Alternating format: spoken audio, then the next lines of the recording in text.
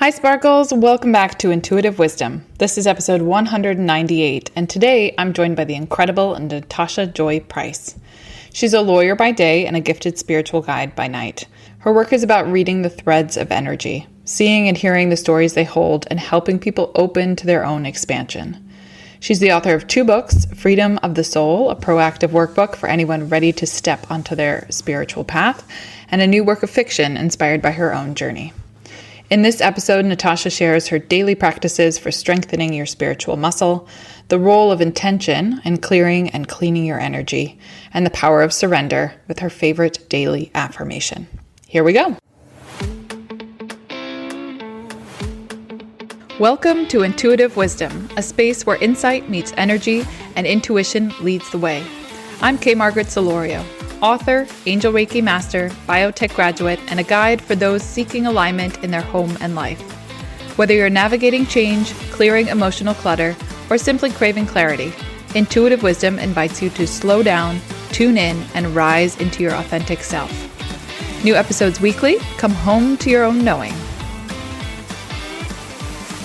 Okay, Sparkles, before we get into today's episode, I have a few quick announcements. First up, have you tried my free quiz yet? It's called Is Your Home Supporting Your Expansion? It only takes a few minutes and you'll get clear insight into how your space may be shaping your energy and where you can shift things. Go to deliciousease.com/quiz. Second, my home frequency reset service. If your space feels heavy, stuck, or just a little off, this service, which is remote and an intuitive, energetic refresh designed to bring your home back into harmony with you, is perfect if you're craving a fresh start, deeper alignment with your vision, or you've gone through a big life transition recently and just want to clear out energetically, clear everything out, and raise that vibration. You can go to deliciousease.com/services to book your reset.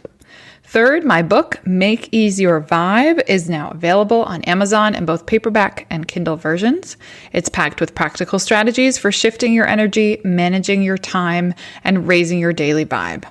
Plus, you get access to exclusive chapter bonuses, so bonuses for each chapter. After you purchase the book, you can go to the website, deliciousease.com, enter in your information, and get access to those.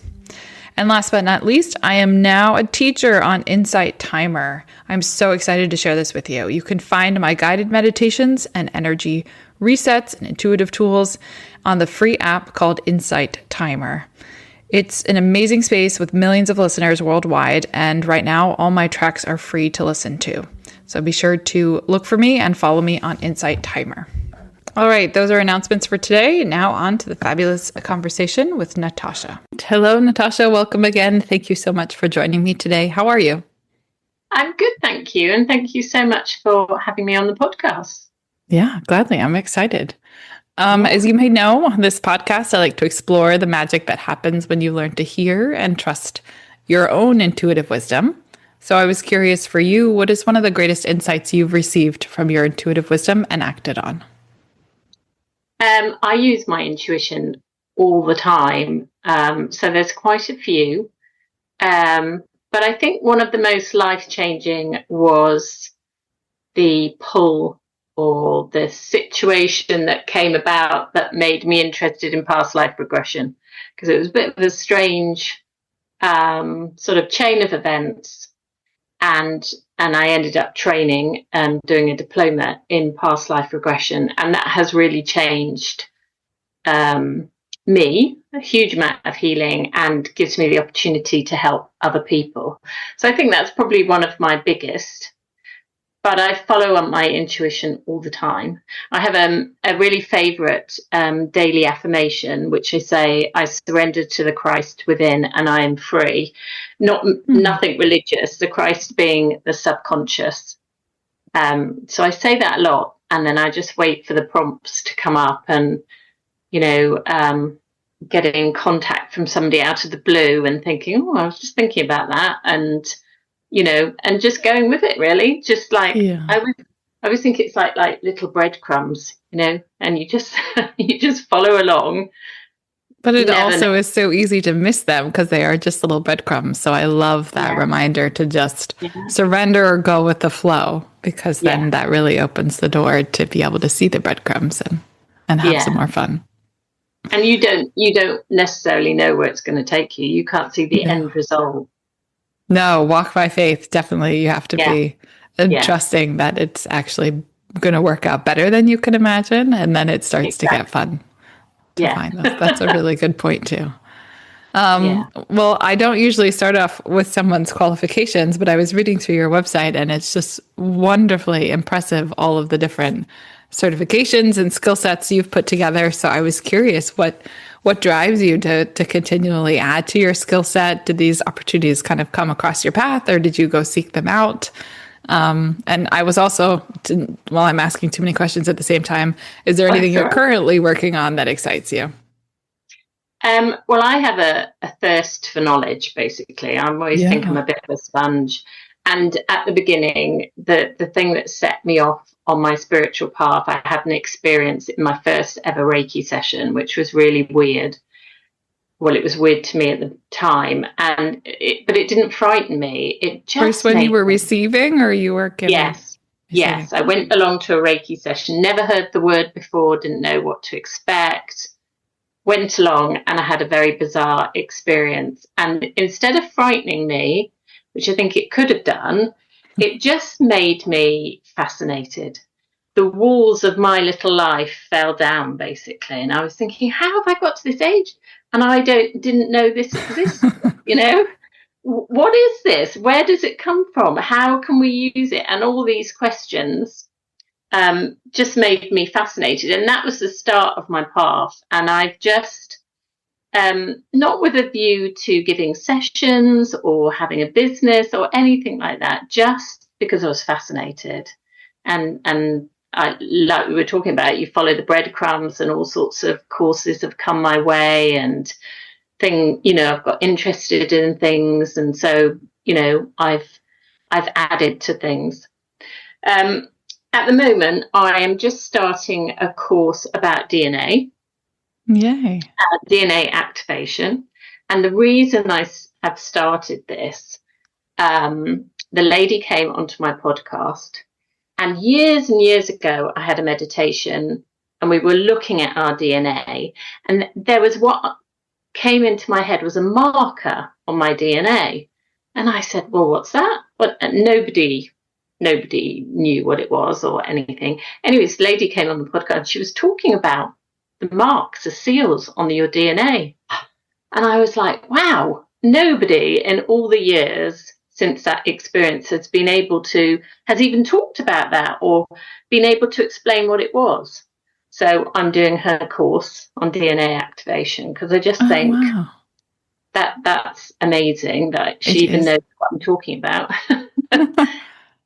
I And think then the that's other so thing, cool. Oh, sorry. I yeah, studied DNA in college at the university, and I just was fascinating. And I love that was, I think, one of my first points where I could learn so much about how life works and still very easily get to the edge of what we know. And yeah, this, where the professors that are so widely accomplished and were teaching me so much would blatantly say, well, we don't know. Like, yeah, there's an yeah, edge, there's more to explore. And that was always really yeah, exciting. yeah. And then the other thing that I'm really drawn to at the moment is trees. Really, really drawn to trees for whatever reason. I keep being drawn to things. So I actually have just done a little course about trees, scientific course about trees. Yeah. And how Um, they communicate, or just no, stand this around? is literally how they're sort of, the different leaves and how you identify them. It was literally very scientific. Huh. But I was just really pulled to work with trees and to, do something further with trees. So I've sort of looking at, the forest bathing and Oh, that yes, sort of thing, because scientifically it's really interesting, it is. um, and how I could sort of work with that in some way. I love that. That's super exciting. And we have a big redwood forest near us, somewhat near us. And we were out a couple of weeks ago, and there are thousands-year-old trees there. And you just stand in front of it looking up and you go, yeah. Like you feel Yeah. so wonderfully tiny and you think about all the things that tree has seen or been through. Yeah. It's just fascinating. Yeah. And I think we really don't understand, like you're saying, DNA, we don't know all the answers. We don't really know the answers about trees or crystals, or we don't really use them correctly. I'm sure we don't. I think there's much deeper levels and layers and yet to be discovered about working or being in their presence or Yeah, I just had the image of like technology, my phone or computer, like it can do so much more than just what I use it for. yeah. Like surely the trees are capable of so much more than just what I appreciate of them. Yeah, Yeah, that's really funny. exactly. So yes, I'm doing those two things at the moment. So you wrote in your blog on your website that you naturally have a high vibration and you act as an energy shifter for those around you. So I was curious how you help others become energy shifters to help raise vibrations. I'm not sure. I mean, I don't specifically offer that. I've It's something that I've noticed as I've gone along my path. So I've been doing Mm-hmm. this for like 20, 22 years now. And I've noticed that because I work in law, I'm a lawyer, 9 till 5. So I'm a very sort of corporate, they don't know what I'm talking about half the time if I start talking about energy, so I don't bother half the time.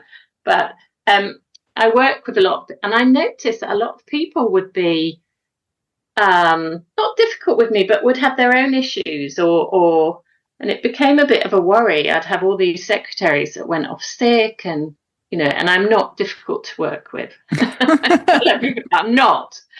But there was something going on and I realized that I think it's because I work on my energy daily and whatever, my vibration was triggering things in them that they had to deal with, basically. Yeah. So it was something that I sort of discovered, and I think, I suspect we all do it to a certain extent because if you work so closely with people, if you're a high vibration than somebody else, you are going to shift them. They are going to have stuff come to the surface that they've got to sort out. Whether they realize it's you or whether you Mm-hmm. realize what you're doing, this must happen all the time. It just became a bit of a trend, and it was a bit more obvious because the two things that I do are so different.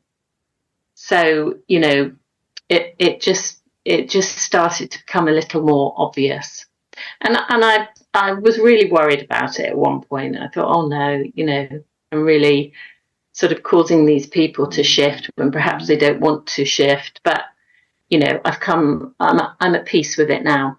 And I think maybe that's why I'm in the legal world. Maybe I'm there to shift people. That's Maybe, amazing. you Yeah, I know. can feel it comes to me as kind of like a dull headache when I'm shifting up. So I can feel your high vibration now. But I think it's interesting and I agree. I'm glad you've come to a place of peace with it because I feel Yeah. like we're all brought to do things that we're ready for. And perhaps if they weren't ready to deal with some of those things, they would have just moved away from you. Yeah. Do you ever Yeah. meet somebody who like you have a positive vibe and they're just gung ho on being negative and they just get so frustrated with you because you won't jump on their train and so they just leave? I Yeah. feel like if they're They not just, ready, they'll yeah. just find a Yeah. way out. Exactly. So, I just carry on doing what I'm doing. Yeah, well, doing a lot of things is amazing. Yeah. Could you also speak a little bit to your trance work? Do you channel a particular guide each time? Do you gather information you receive while in that trance state? It's my understanding from what I've read, I haven't experienced that when you're in a deep trance state, you're not consciously aware of the session. So there's usually some recording of it. Yeah. I find that not to be true.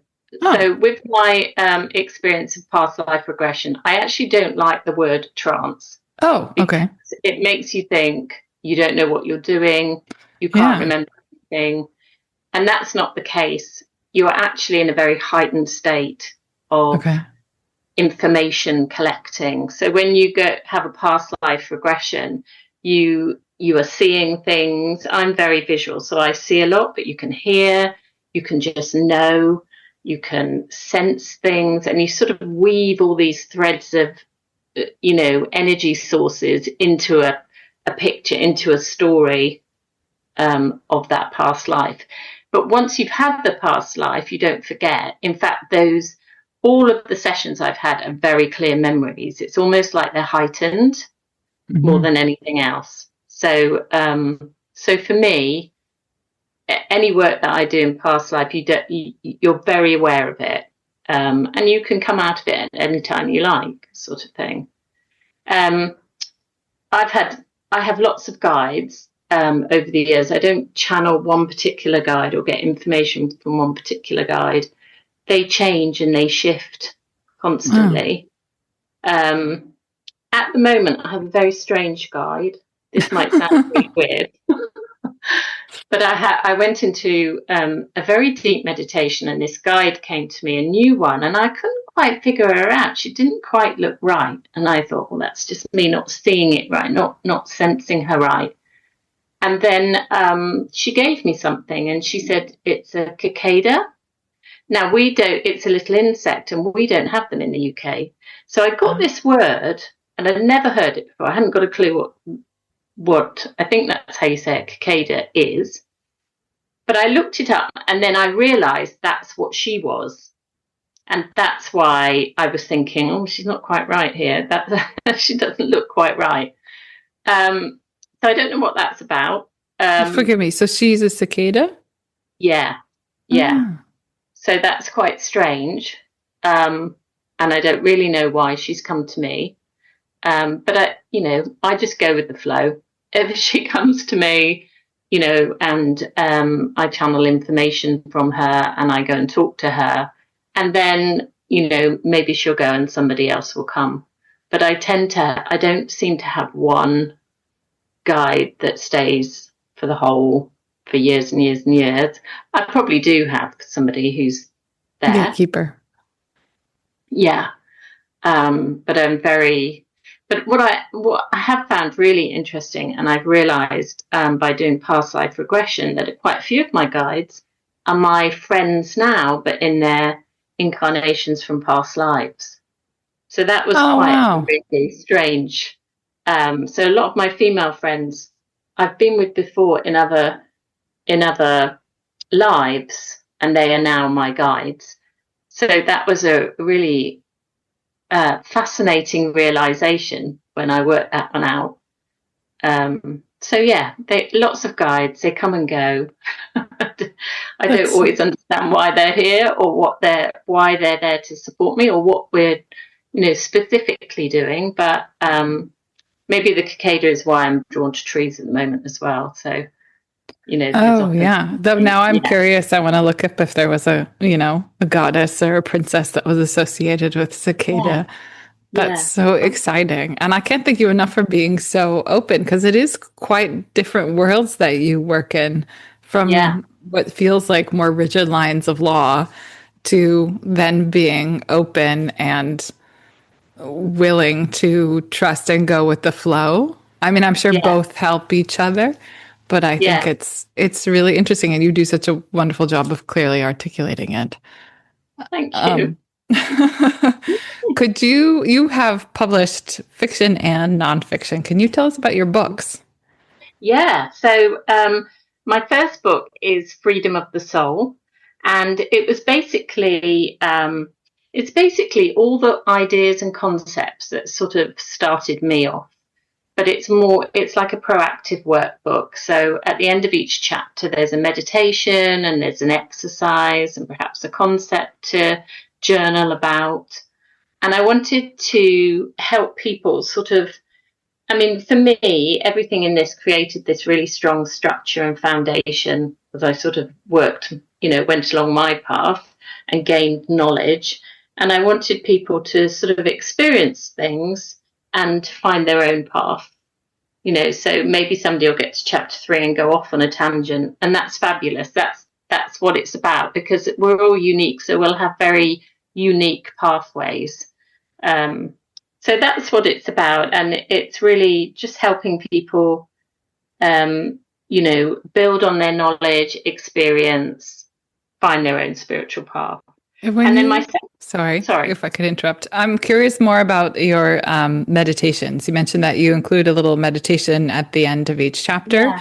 but also that you meditate regularly. What is your, how do you like, do you listen to music or do you read something that gets you inspired and sit in silence? Kind of how do you like to connect when you meditate? I like complete silence. And in my head, I have a particular way of sort of going into trance, which means just a very deep, relaxed state. So I sort of follow that path, and then I see what comes up. And that's how I met my cicada one day. And some days, I go in and nothing much happens. And actually, I'm very conscious that my mind is sort of a bit not relaxed enough, often from work. And at Mm-hmm. other times, I just go straight in and it's lovely and lots of information comes to me. The other thing I do a lot of theta healing as well. And so I'm trained to go into a theta brainwave state anyway. And often when you go into a theta brainwave state, you can sort of I can sort of ask questions and get answers, but that's Mm-hmm. almost like a more active process rather than lying somewhere nice and going off into meditation. And is there a certain type of day where this is a daily routine, or is this when you feel like it, or when you feel like you need it? I tend to do it either first thing in the morning when I'm just coming out, just waking up, or late at night when I'm just going into sleep. So it tends to be that time. Probably because my life, I've It's brought very up three busy. kids as well amongst all of this. And, often that was the only bit of peace I had basically to do the meditation. But they're grown up now. So, but I've got into that habit really. I do it as I wake up in the morning and maybe as I go to sleep. Depends how tired I am. I think the morning is probably better. That's what I do too, for the same reasons. I get up before everyone else, so there's some quiet. Yeah, yeah, exactly.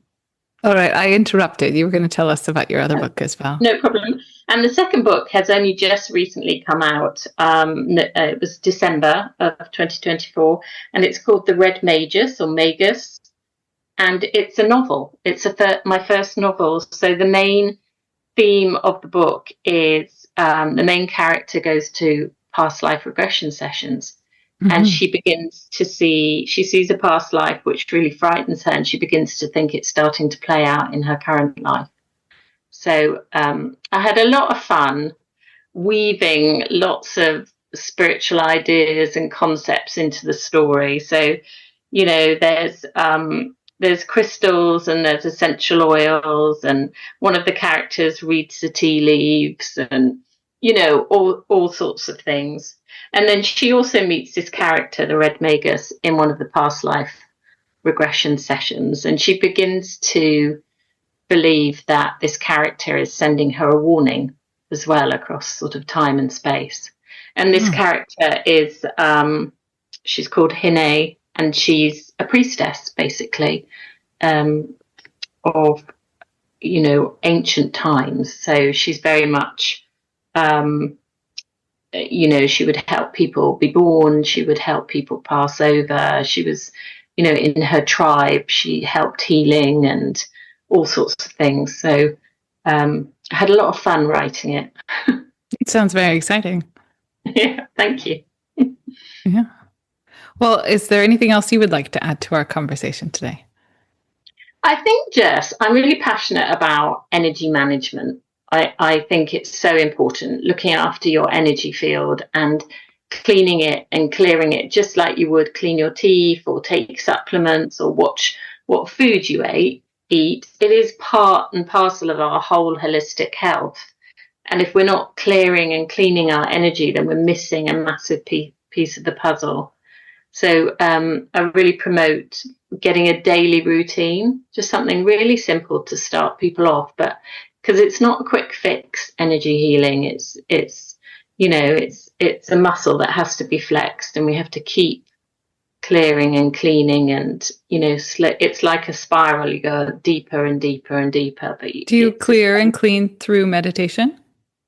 You can do, but I also do all sorts of other things. Setting your intention is one of the, often the strongest, because I've found that intention is the key to all energy therapies. I underestimated that when I first started, but if you have a clear intention, then you can. Sorry, sorry, I apologise. My dogs were agreeing there. If you have a clear intention, you can basically clean your energy. So yeah, I just think anything that people want to do, just to start that process. Yeah, that's amazing. And I think you're definitely a shining example that works, because the amount that you have accomplished and continue to do, I just can't imagine how much you do in one day even. It's quite amazing. Yeah, good. I mean, the thing is, I'm more energetic now than I was 20 years ago, because I think I'm just constantly working on my energy all the time, and that does make you more energetic. So yeah, and it's beautifully counterintuitive, because you would think the more you do, the more tired you get. But if you do more, that lights you up. And if, like you said, you recognize that energy is such a big piece of it, and that's what fuels you, and you clean your energy field, and you have more to continue and to do and grow. It's fantastic. Yeah, thank you. Yeah. Well, please tell us the best place to connect with you and your work. So I have my website is Dandelion Therapies, and on Instagram I'm Natasha Price Author, and I have my own podcast, of course, Balm to the Soul, as well. So yeah, people can contact me and listen and reach out on all those three. Wonderful. And I'll, of course, include all the links in the show notes below. Thank you again. I very much appreciated this conversation. Oh, no, it was lovely. Thank you very much. Thank you for joining me on Intuitive Wisdom. If this episode brought you clarity or inspiration, please take a moment to leave a 5-star review. It truly helps others find this space. And if someone you love, you could use a shift in energy, share this episode with them. You never know what might resonate. For more, explore my frequency reset service, tune into more episodes, or begin the journey through my book, all at deliciousease.com. That's DELICIOUSEASE.com. All right, until next time, trust your energy, honor your space, and keep coming home to yourself.